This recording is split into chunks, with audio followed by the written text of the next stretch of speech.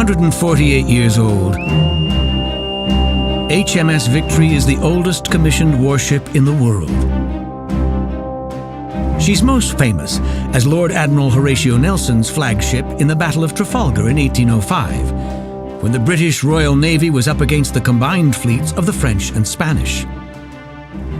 Victory is a first-rate line of battle ship.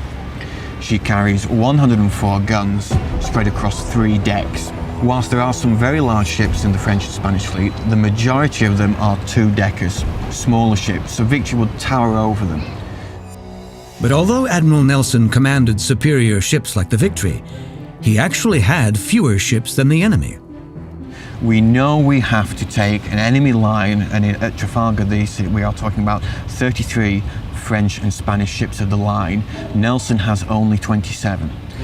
So his challenge is to remove a portion of the enemy fleet to even the odds. Nelson devises an ingenious plan, using an incredibly unorthodox naval strategy. The established tactic of the day was to engage the enemy fleet in a single line of battle, parallel to the enemy. Nelson ignores this and commands his ships on a perpendicular attack. He divides the British fleet into 2 parallel columns and pushes them towards the French and Spanish line, which is spread out across the horizon. It's 5 miles wide. So he wants to split the enemy into 3 chunks. By breaking the enemy formation into 3, Nelson creates what he calls a pell-mell battle.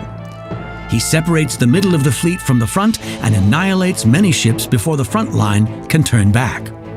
The front half were powered by wind. By the time they realise what has happened, they're going to have to turn around and beat into the wind. Very difficult to do with a sailing ship. But there was enormous risk in the strategy. Leading the charge face on, the Victory was open to the broadside cannons of the enemy line. We have the best part of 15 or 16 ships who are concentrating all their guns on Victory and on Victory's bows. So she's very heavily battered at the front.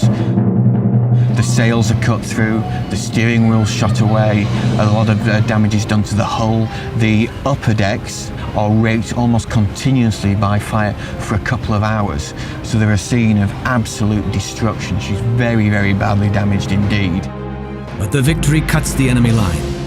The British ships overwhelm the center and rear enemy guard, and though Nelson is mortally wounded, he witnesses victory before taking his last breath. And HMS Victory lives up to her name, leading the most decisive British naval victory in the war.